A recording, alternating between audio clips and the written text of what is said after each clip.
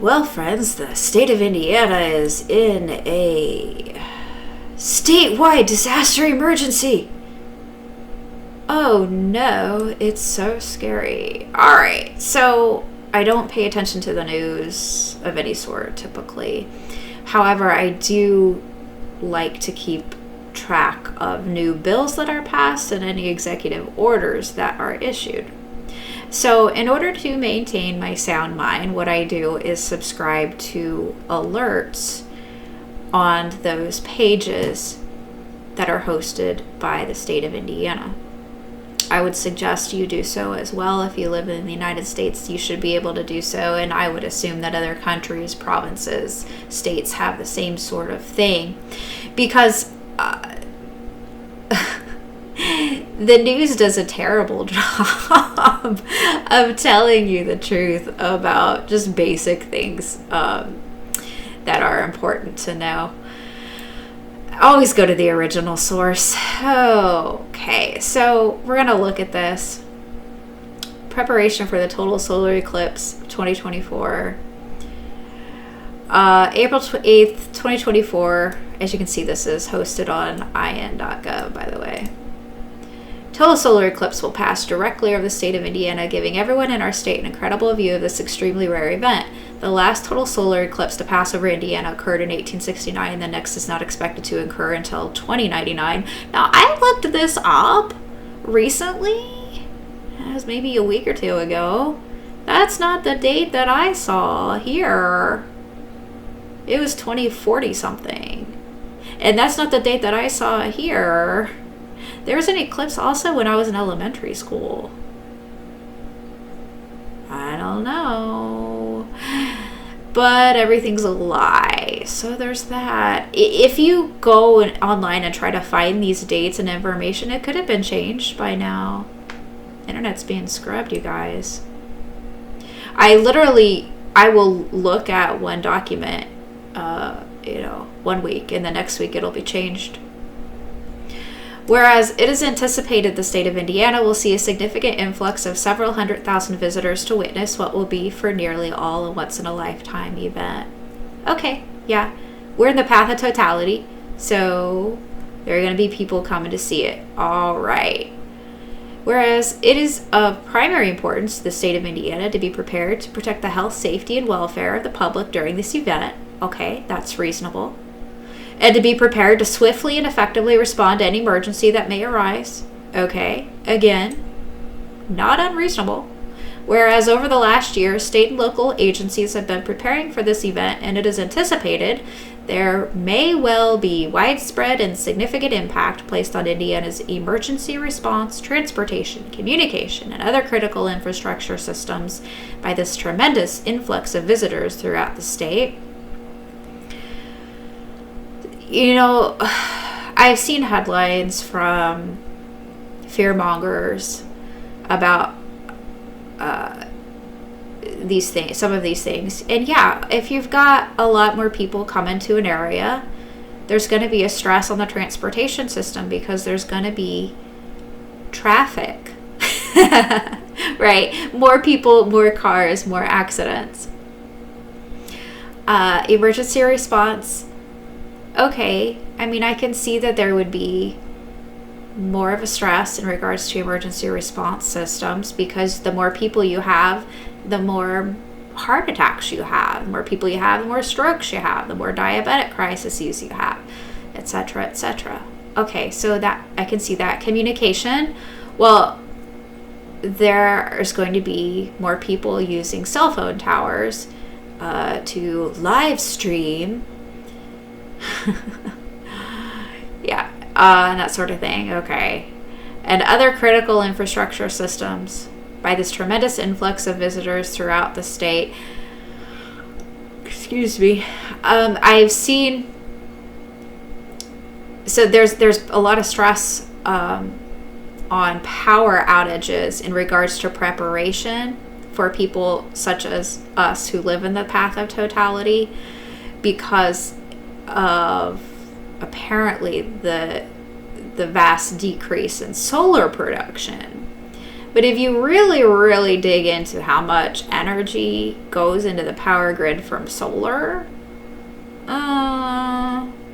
I'm not so sure there's going to be much stress from that, especially since, according to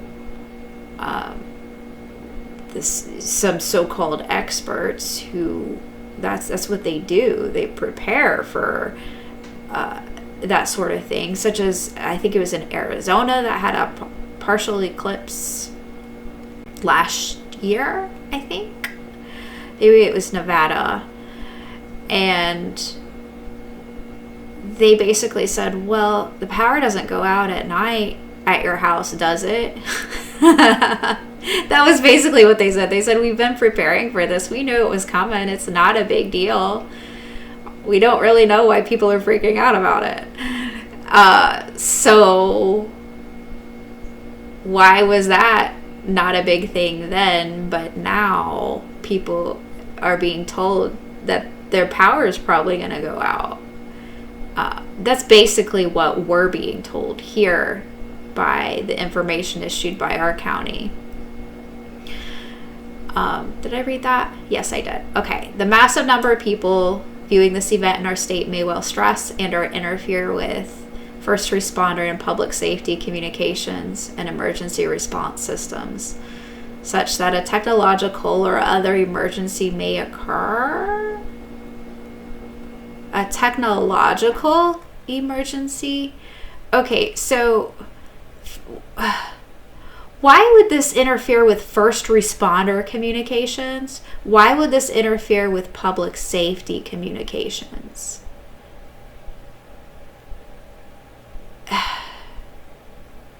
Why would this interfere with emergency response systems like 911? Because they've got generators for this. Again, they've been planning, they've been preparing for this over the last year, according to the same document declaring an emergency. Wait, what? Okay, such that a technological or other emergency may occur. A technological emergency? This just doesn't add up to me. Because they're not going to be using their cell phones. They're going to be using their own frequencies. All that sort of thing. Whereas the state of Indiana is a member of the Emergency Management Compact, wherein a member state can, upon a governor's declaration of a disaster emergency, call upon resources in another state to be on hand or available, which resources are essential to the safety, care, and welfare of the people. And other member states of the EMAC have communications and other equipment which can be provided in advance to the state of Indiana, so it is in place and able to augment Indiana's resources should the need suddenly arise in connection with this very large and unique event. So maybe, I don't know, I haven't researched this, I really don't care, in order to access the resources, whatever they are, a disaster emergency has to be declared? I don't know. Now, therefore, I, Eric J. Holcomb, who, by the way, did not obey his own executive orders in 2020 and 2021, just saying, by virtue of the authority vested in me as governor of the state of Indiana, do hereby declare a statewide disaster emergency exists to ensure preparedness for the total solar eclipse. Okay. We've been preparing over the last year. But I gotta declare a statewide disaster emergency for preparedness. You have got to be kidding me. Does anyone actually read the executive orders besides me, by the way? Does anyone actually read the laws that are passed besides me to know what they actually say? Because the news sometimes will say that executive orders or laws say one thing, but you actually go look at them and that's not what they say. I mean, they're just scaring the pants off of people. We live in a tourist trap. We get influxes of many thousands of visitors suddenly. Okay, so when the leaves turn and fall, there's always thousands. I would suggest potentially 100,000, maybe more, people influxing various counties in southern Indiana that are tourist traps. I'm saying potentially 100,000 per county because there's so many people. It is not just from people from Indiana who come, it's from other states as well. We here are, as residents, are used to tourists. We're used to all of the drama that brings. But we received from, in a roundabout way, it was from the county tourist office bureau, visitors bureau.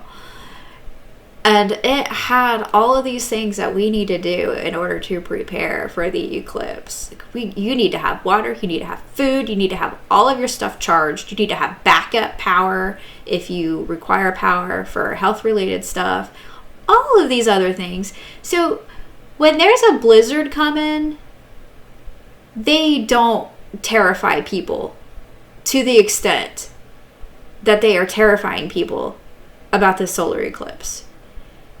It is ridiculous.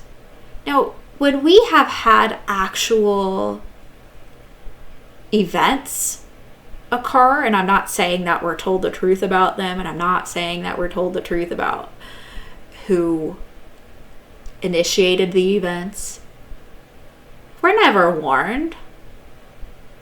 Never warned when something actually happens. But this is just weird. It's just weird. And then there's also the fact that, I don't know, a couple weeks ago or so, there was an army? No, I don't know. Some kind of military helicopter for days, 4 or 5 days, flying with some sort of something underneath of it. We still haven't figured out what it is.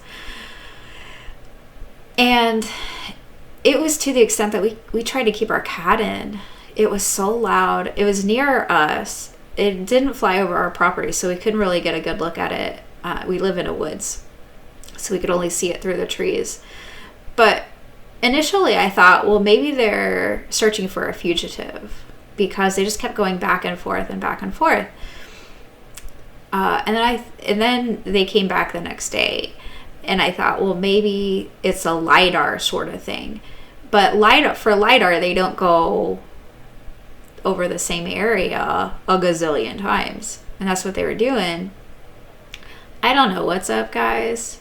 Dave and I have been very skeptical about the whole thing. We're skeptical about everything, but they're terrifying people, just like with COVID. A statewide disaster emergency, is that really necessary? Really? You've been preparing for this over the last year, you say in the same document. So if it's really an emergency, is it really an emergency if you've been preparing for it for the past year? I think not. I don't know. This world's just so weird, you guys. I just wanted to share this because it's weird. Just remember, we were never warned about the things that actually happen. Remember who's in control. No fear. All peace. Our preparation will be Dave stays home because people drive insane already. And I'll probably have another gallon of water, and I'll probably go look at my freezers to make sure that I got some stuff just in case the power does go out in regards to my freezers. That's about it. That's all I'm planning to do. No worries. Peace out. Untoxic out.